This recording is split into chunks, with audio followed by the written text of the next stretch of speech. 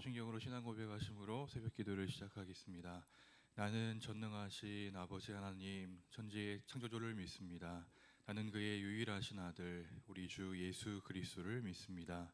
그는 성령으로 잉태되어 동정녀 마리아에게서 나시고 본디오 빌라도에게 고난을 받아 십자가에 못 박혀 죽으시고 장사된 지 사흘 만에 죽은 자 가운데서 다시 살아나셨으며 하늘에 오르시어 전능하신 아버지 하나님 우편에 앉아 계시다가 거기로부터 살아있는 자와 죽은 자를 심판하러 오십니다. 나는 성령을 믿으며 거룩한 공교회와 성도의 교제와 죄를 용서받는 것과 몸의 부활과 영생을 믿습니다. 아멘. 찬송가 495장 함께 찬양하겠습니다. 찬송가 495장입니다.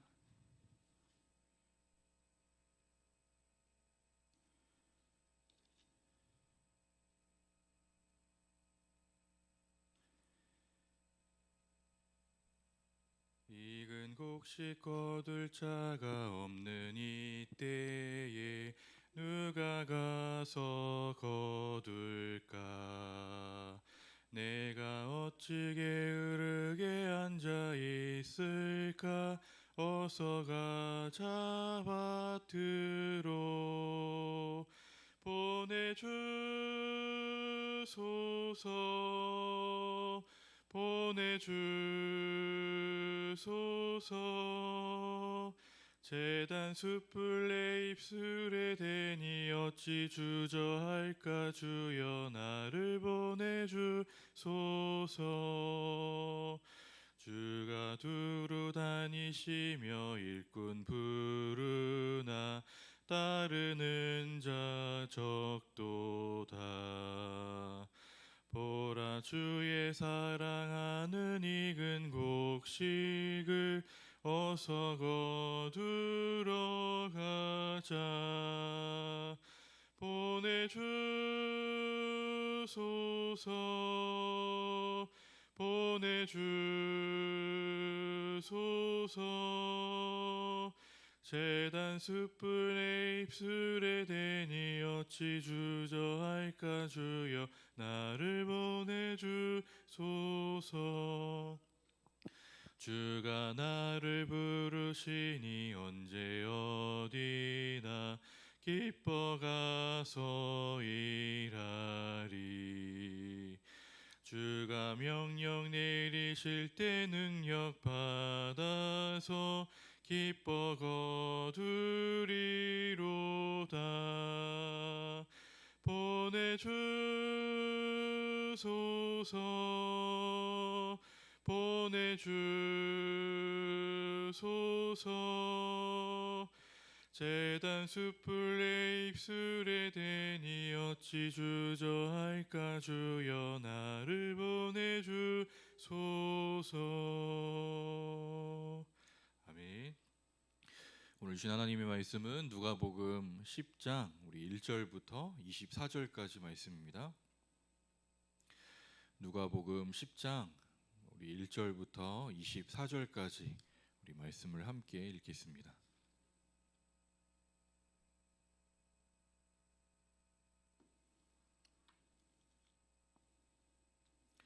1절입니다. 그 후에 주께서 따로 70인을 세우사 친히 가시려는 각 동네와 각 지역으로 둘씩 앞서 보내시며 이르시되 추수할 것은 많되 일꾼이 적으니 그러므로 추수하는 주인에게 청하여 추수할 일꾼들을 보내주소서 하라. 갈지어다 내가 너희를 보냄이 어린 양을 이리 가운데로 보냄과 같도다. 전대나 배낭이나 신발을 가지지 말며 길에서 아무에게도 문안하지 말며 어느 집에 들어가든지 먼저 말하되 이 집이 평안할지어다 하라. 만일 평안을 받을 사람이 거기 있으면 너희의 평안이 그에게 머물 것이요 그렇지 않으면 너희에게로 돌아오리라. 그 집에 유하며 주는 것을 먹고 마시라. 일꾼이 그 삭을 받는 것이 마땅하니라. 이 집에서 저 집으로 옮기지 말라.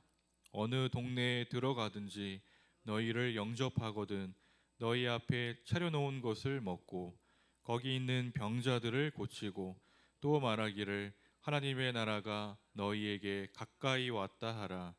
어느 동네에 들어가든지 너희를 영접하지 아니하거든 그 거리로 나와서 말하되 너희 동네에서 우리 발에 묻은 먼지도 너희에게 떨어 버리노라. 그러나 하나님의 나라가 가까이 온 줄을 알라 하라. 내가 너희에게 말하노니 그날에 소돔이 그 동네보다 견디기 쉬우리라. 화 있을진저 고라시나 화 있을진저 벳세다야 너희에게 행한 모든 권능을 두로와 시돈에서 행하였더라면 그들이 벌써 베옷을 입고 제에 앉아 회개하였으리라. 심판 때에 두로와 시돈이 너희보다 견디기 쉬우리라. 가버나움아 내가 하늘에까지 높아지겠느냐 음부에까지 낮아지리라. 너희 말을 듣는 자는 곧 내 말을 듣는 것이요 너희를 저버리는 자는 곧 나를 저버리는 것이요 나를 저버리는 자는 나 보내신 이를 저버리는 것이니라 하시니라. 70인이 기뻐하며 돌아와 이르되 주여 주의 이름이면 귀신들도 우리에게 항복하더이다. 예수께서 이르시되 사탄이 하늘로부터 번개같이 떨어지는 것을 내가 보았노라. 내가 너희에게 뱀과 전갈을 밟으며 원수의 모든 능력을 제어할 권능을 주었으니 너희를 해칠 자가 결코 없으리라. 그러나 귀신들이 너희에게 항복하는 것으로 기뻐하지 말고 너희 이름이 하늘에 기록된 것으로 기뻐하라 하시니라. 그때 예수께서 성령으로 기뻐하시며 이르시되 천지의 주제이신 아버지여 이것을 지혜롭고 슬기 있는 자들에게는 숨기시고 어린아이들에게는 나타내심을 감사하나이다. 옳소이다. 이렇게 된 것이 아버지의 뜻이니이다. 내 아버지께서 모든 것을 내게 주셨으니 아버지 외에는 아들이 누구인지 아는 자가 없고 아들과 또 아들의 소원대로 계시를 받는 자 외에는 아버지가 누구인지 아는 자가 없나이다 하시고 제자들을 돌아보시며 조용히 이르시되 너희가 보는 것을 보는 눈은 복이 있도다. 내가 너희에게 말하노니 많은 선지자와 임금이 너희가 보는 바를 보고자 하였으되 보지 못하였으며 너희가 듣는 바를 듣고자 하였으되 듣지 못하였느니라. 아멘.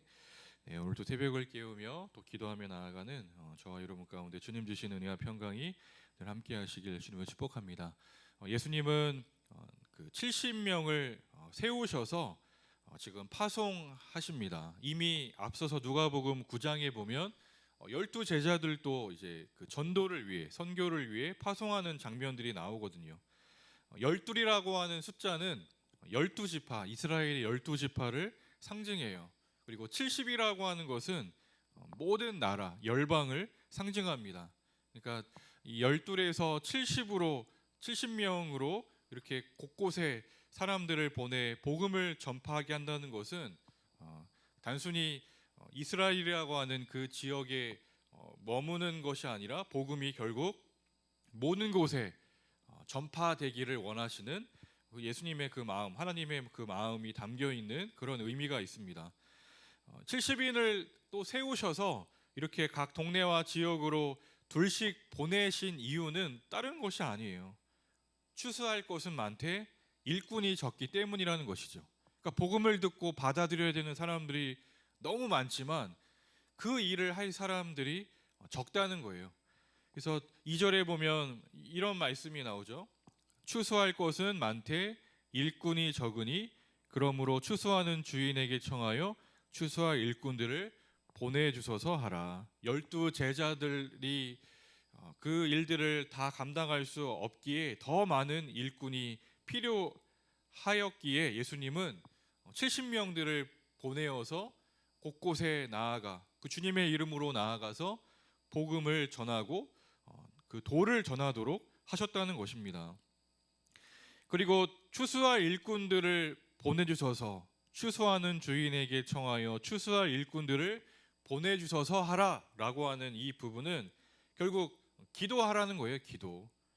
추수할 일꾼들을 더 보내주셔서, 물론 본인들도 이러한 복음 전도의 그 복음을 전하는 그 일들에 참여하고 있지만 더 많은 이들이 그 복음을 전하고 많은 이들이 주님께로 돌아오는 그러한 귀한 역사가 이루어지도록 기도하라는 겁니다. 그러니까 이 말은 결국 복음을 전하는 일에도 기도가 필요하다는 거죠. 개인의 열정만 가지고 그 일을 할 수 있는 것이 아닙니다. 이 복음을 전하고 또 그 복음을 받아들여서 어떠한 어떤 영적인 그러한 열매들로 이루어지는 그 모든 일에는 기도가 필요하다는 거예요.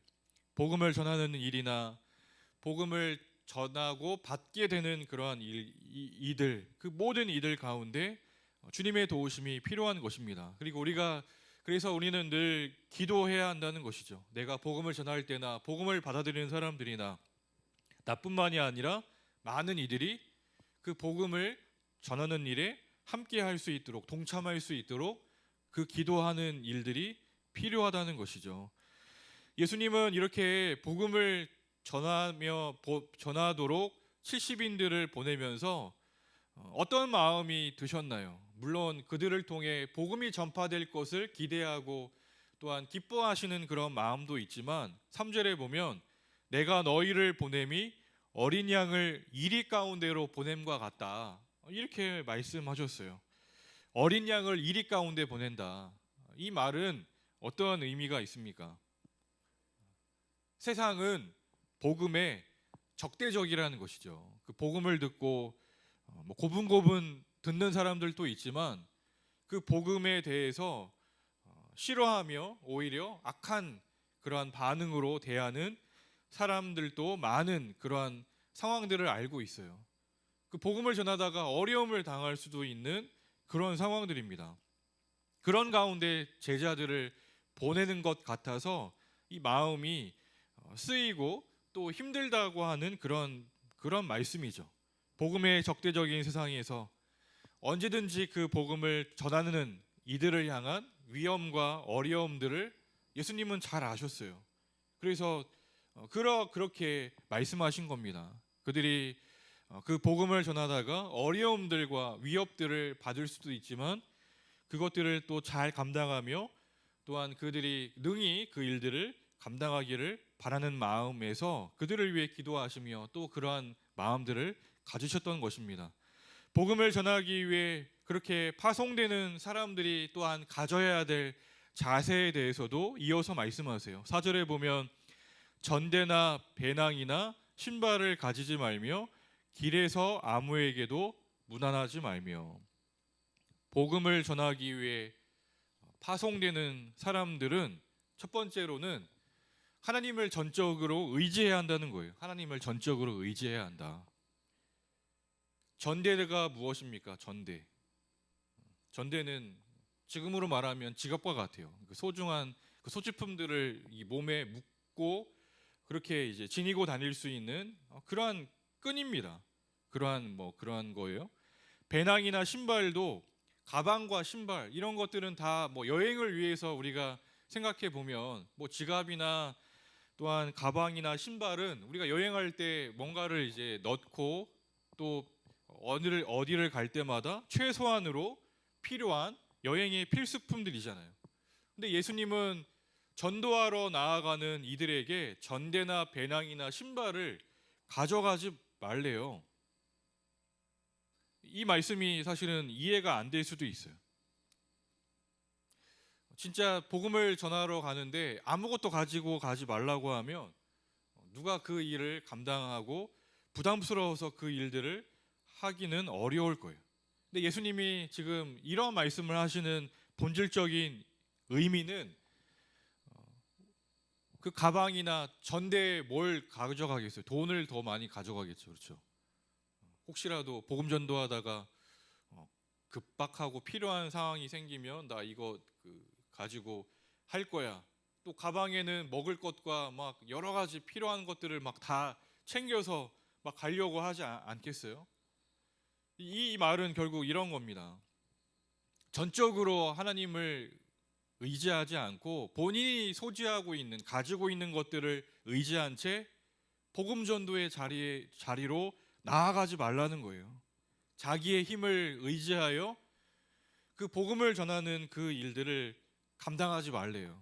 오히려 주님은 힘을 다 빼고 오직 하나님의 능력만을 의지하며 그 자리로 나아가기를 지금 말씀하고 계신 겁니다. 여러분, 자세가 다르겠죠. 본인이 많은 것들을 가지고 나아가는 것과 아무것도 없이, 거지 전도 여행 뭐 이런 것도 여러분 들어보셨잖아요. 아무것도 없으면 저절로 기도할 수밖에 없어요. 절실하잖아요. 복음을 전할 때나 어떠한 것을 임할 때나 그 마음가짐이 아마 다를 거예요. 아마 예수님은 그것을 지금 말씀하시는 겁니다. 너가 가지고 있는 것 의지하면서 주님의 일 감당하려고 하지 마라. 아무것도 없다고 생각하고 오직 하나님만 있다고 생각하고 그 일을 감당해라. 그것을 말씀하는 겁니다. 두 번째는 파송받아 나아가는 사람들이 가져야 할 자세는 모든 사람들에게 평안을 비는 거예요. 어느 집에 들어가든지 먼저 말하되 이 집이 평안할지어라 하라. 사람을 만나면 어때요? 뭐 좋은 사람도 만날 수 있고 냉정한 사람도 만날 수 있고 나를 반대하고 미워하는 사람도 만날 수 있습니다. 근데 우리는 마음속으로는 마음에 드는 사람만 축복해주고 싶잖아요. 그들에게 평안을 빌어주고 싶잖아요. 근데 예수님은 그렇지 않다는 거예요. 만나는 모든 사람들에게 축복과 평안을 빌어주어라. 그것을 말씀합니다. 모든 사람에게 축복하고 평안을 빌어야 한다. 물론 그것을 겸손하게 받아들이는 사람도 있을 거예요. 감사하게 여기는 사람도 있을 거예요. 어떤 사람들은 그 축복과 평안을 내켜하지 않고 거부하는 사람도 있을 겁니다. 근데 이 축복과 평안은 주님의 이름으로 하는 거거든요. 주님의 평안과 복을 빌어주는 그러한 자리인데 그것을 거부하는 사람도 있다는 거예요. 6절에 보면 만일 평안을 받을 사람이 거기 있으면 너희의 평안이 그에게 머물 것이요 그렇지 않으면 너희에게로 돌아오리라. 평안을 빌되 그들의 반응에 따라 좌지우지 되지는 말래요. 오히려 평안을 빌었을 때 그 은혜가 그 사람과 그 가정에 머물기도 하겠지만 거부하는 사람이 있다고 한다면 그 복이 오히려 전하는 사람에게 다시 돌아온다고 하는 그런 말씀을 하고 있어요. 그래서 하나님의 사람으로 모든 곳에 모든 이들에게 평안과 복을 비는 그러한 사람이 되라, 그 말씀을 하고 있어요. 세 번째는 의식주를 염려하지 말래요. 오늘 말씀해 보면 어느 동네에 들어가든지 너희를 영접하거든 너희 앞에 차려놓은 것을 먹고, 그런 말씀이 또 나오고 7절에 보면 그 집에 유하며 주는 것을 먹고 마시라. 이 집에서 저 집으로 또 옮기지 말라. 이런 말씀들을 보면 그곳에서 맞아들이며 함께하며 또 식사를 권하는 이들의 그것들을 뿌리치지 말고 그것을 받으래요. 그들의 환대를 받아들이래요. 그러면서 그곳에 머물라고 하는 이들이 있다고 한다면 그 집에 머물래요. 혹시 대우가 좋지 않다고 해서 이 집 말고 또 다른 집으로 막 왔다 갔다 하면서 다른 곳으로 옮기는 그런 일들을 행하지 말래요. 결국 하나님께서 자신들에게 그 사람들을 통해 주시는, 공급해 주시는 그 은혜를 믿고 거기에서 평안을 빌고 복음을 전하며 병자를 고치고 하나님 나라가 가까이 왔다. 결국 복음에 대한 그 메시지를 담대하게 전하라고 하시는 겁니다. 이렇게 70명이 곳곳에 나아가서 복음을 전했을 때 거부하는 사람들도 분명히 있었을 거예요. 그것은 하나님의 뜻을 거부하는 것과 동일한 일이라고 주님은 말씀합니다. 그래서 그 말씀에 보면 16절에 보면 너희 말을 듣는 자는 곧 내 말을 듣는 것이요 너희를 저버리는 자는 곧 나를 저버리는 것이요 나를 저버리는 자는 나 보내신 이를 저버리는 것이라. 그러니까 복음을 전할 때 염려를 하잖아요. 우리가 전하는 말을 잘 들을까? 혹시 막 해코지한다거나 악한 감정으로 반응한다거나 거부하면 어떻게 할까? 주님은 분명하게 말씀하세요. 담대하게 복음을 전하래요. 대신에 복음을 받아들이는 사람들이 있다고 한다면 주님의 말씀을 받아들이는 것 같으니 거기에 감사하라고 이야기하고, 저버리는 사람이 있다고 한다면 결국 너희를 저버리는 게 아니라 주님과 하나님을 저버리는 일이기에 결국 그들이 결단하고 선택한 대로 그들이 받게 될 것이라고 하는 것을 생각하고 주어진 그 일에 최선을 다하라는 그런 말씀이에요. 주님의 복음을 받지 않는 이들의 삶은 소돔과 고모라와 같대요. 고라신, 벳세다, 두로와 시돈, 가버나움, 여기에 나오는 이 모든 것들은 죄악과 교만함, 이 모든 것들을 말하는 겁니다. 하나님의 뜻을 거역하고 죄를 지어 심판받은 그 본보기들을 이야기해요. 그리고 지금 현재 교만하여 하나님의 말씀을 받아들이지 않고 그렇게 행하는 그 모든 지역들에 대한 말씀들도 지금 덧붙여서 예수님은 말씀하고 있습니다.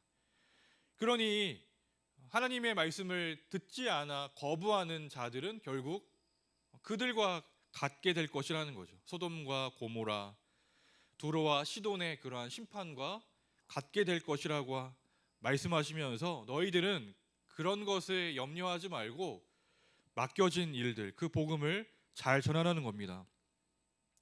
디모데후서 4장 2절의 말씀처럼 너는 말씀을 전파하라. 때를 얻든지 못 얻든지 항상 힘쓰라. 에스겔서에 보면 2장에 보면 듣든지 아니 듣든지 하나님의 그 말씀을 전하라고 하는 그 주님의 그 말씀들이 나와 있어요. 그렇게 그 일들을 감당하라고 하는 거죠. 70인들은 이들은 그렇게 복음을 전했어요. 담대하게 복음을 전하며 말씀을 전하고 복음을 그들에게 전한 이후에 17절 이후에 보면 이들이 돌아옵니다. 17절에 보면 70인이 기뻐하며 돌아왔다. 이들이 복음 전도의 그 사명을 감당하며 다시 돌아왔어요. 그들이 기뻐했습니다. 왜냐하면 귀신도 굴복시켰기 때문이에요. 주여, 주의 이름이면 귀신들도 우리에게 항복하더이다. 이들이 정말 담대하게 그 주님을 의지한 채 복음을 전했을 때 귀신들도 떠나가는 그런 놀라운 영적인 경험을 했다는 겁니다. 귀신들의 굴복, 이것은 결국 사탄의 패배를 말하는 거예요. 예수님도 가르쳐 주시죠. 사탄이 하늘로부터 번개 같이 떨어지는 것을 내가 보았노라. 그리고 사탄에게 속한 그 어떤 권세도 제자들을 해할 수 없다는 그 말씀을 다시 한번 가르쳐 주세요. 뱀과 전갈을 밟으며 원수의 모든 능력을 제어할 권능을 주었으니 너희를 해칠 자가 결코 없으리라. 제자들은 지금 들떠 있어요. 자신들이 행한 일로 귀신을 내어 쫓았다고 하는 그 일에 이들은 자신감을 갖는 동시에 마음은 들떠 있었습니다. 대단한 능력이죠. 귀신을 내어 쫓는다는 그런 능력이요. 그런데 이 제자들에게 예수님은 말씀하시잖아요. 20절, 귀신들이 너희에게 항복하는 것으로 기뻐하지 말고 너희 이름이 하늘에 기록된 것으로 기뻐하라. 귀신을 내어 쫓는 것, 그것보다 더 중요하고 더 기쁜 일이 있다. 그것은 너희 이름이 하늘에 기록된 것, 결국 구원받은 것, 거기에 대한 기쁨을 주님은 소개하고 계세요. 구원받아 하나님 나라의 일원이 된 것, 그것은 귀신을 내어 쫓는 그러한 일들보다도 더 크고 기쁘고 감사한 일이라는 거예요. 여러분, 우리는 때때로 이러한 어떤 구원의 감격, 감사에 대해서 놓칠 때가 참 많아요. 우리는 어떤 소유, 갖고 있는 것이나 일의 성과나 결과에 따라 우리는 기쁨이 막 좌우될 때가 참 많잖아요. 그런 기쁨들을 또한 구할 때도 참 많잖아요. 근데 주님은 더 근원적인 그 기쁨을 알기를 원하시고 놓치지 않기를 원하십니다. 그것은 바로 구원받음에 대한 기쁨이에요. 하나님 나라에 우리의 이름이 기록되어 있는 것을 기뻐하라. 여러분, 우리도 그렇게 내가 주님의 이름으로 여러 일들을 하는 것, 그래서 성과가 있고 결과가 있는 것도 감사하고 기쁜 일이지만, 내 이름이 하나님 나라에 기록된 것, 구원받은 그러한 은혜에 우리가 더 기뻐하고 감사하는 저와 여러분 되기를 주님으로 축복합니다. 그게 더 놀라운 기적이라는 거예요. 하나님의 자녀가 된 것, 그게 더 큰 기적이요 놀라움이라는 거죠. 24절에 주님은 이어서 말씀하십니다. 너희들이 복음을 알게 되고 또 구원받아 그렇게 살아가는 그 모든 것, 보는 것을 볼 수 있는 눈을 갖게 된 것, 들어야 되는 것을 듣게 된 그 귀를 갖게 된 것이 정말 복이 있다. 왜 그렇습니까? 그 어떤 왕들과 선지자들도 그토록 메시아를 기다리고 고대했거든요. 구약 시대부터. 근데 그들은 실제로 예수님을 만나보지는 못했어요. 그런데 지금 제자들은 어때요? 눈앞에서 함께 있으며 그 예수님의 육성을 통해 말씀을 듣고 구원의 역사가 이루어지는 것을 눈으로 보고 있고, 예수님이 함께함을 체험하고 경험하고 있는 이들이기에 얼마나 놀라운 은혜를 지금 누리고 있느냐는 겁니다. 그리고 이 하나님의 놀라운 은혜를 어떤 사람들에게 주신다고 말씀하시나요? 어린 아이와 같은 이들에게 주신대요. 자신의 힘과 능력을 의지하는 이들이, 교만한 이들이 아니라 어린아이처럼 순전하게 예수님을 믿고 의지하는 이들에게 주님은 하나님의 나라를 드러내 보이시고 그들이 그것을 받고 누리게 하신다는 것을 일깨워 주셨어요. 하나님의 나라는 바로 그러한 것입니다. 힘과 능력과 자질로 성취하고 이루어지는 것이 아니라 오직 하나님의 은혜로 겸손히 그 주님을 의지하는 이들에게 주시는 하나님의 지혜와 신비와 능력이에요. 사랑하는 여러분, 저와 여러분들은 어떠합니까? 오늘 말씀대로 그 놀라운 구원의 기쁨과 하나님의 자녀됨의 기쁨과 감사를 잃어버리고 살아가고 있지는 않습니까? 또한 이 복음, 나에게 주어진 이 복음이 얼마나 놀라운 복음인지, 그토록 고대했던 이들보다 예수 그리스도의 그 놀라운 복음을 통해 주님을 알게 되고 주님의 자녀가 되는, 또한 그 복음을 전하고 있는 놀라운 그 은혜를 지금 우리가 살아가고 있어요. 저와 여러분 모두가 그러한 그 복음을 전하는 그러한 삶을 살아가고 주님과 날마다 동행하며 살아가는 저와 여러분 되기를 주님으로 축복합니다. 기도하겠습니다. 주님, 삶의 자리에서 복음을 전하는 주님의 사람이 되기를 원합니다. 때때로 이 복음에 대한 반응이 너무나도 다양하게 드러나고, 오히려 요즘에는 그 복음을 거부하고 듣기를 싫어하는 많은 냉담한 반응들이 있지만, 주님, 듣든지 아니 듣든지 때를 얻든지 못 얻든지 예수님이 우리의 주님이시라고, 구세주라고 담대하게 전하고 증거하는 하나님의 사람들로 살아갈 수 있도록 우리를 붙잡아 주시고 인도하여 주옵소서. 특별히 우리가 날마다 기뻐하고 감사할 제목, 우리의 성과와 성취와 많은 것들보다도 우리의 구원자가 되시며 소망 되시는 예수 그리스도를 통해 하나님의 자녀가 되어 하늘에 우리의 이름이 기록된 그것을 기뻐하고 감사하는 저희들이 되게 하여 주옵소서. 오늘 또 새벽을 깨우며 기도하며 또한 하루를 시작합니다. 간구하는 기도의 제목들, 그 기도에 귀 기울여 주시고 은혜를 베풀어 주옵소서. 오늘 하루도 주님과 동행함으로 승리하게 하시고 우리 모든 우리 부대원들 한 사람 한 사람 눈동자가 지켜주시며 지치지 않게 하시고 또한 주어진 임무를 잘 감당하며 승리하도록 주님 도와주옵소서. 함께 하실 그 주님을 온전히 의지하며 예수님의 이름으로 간절히 기도합니다. 아멘.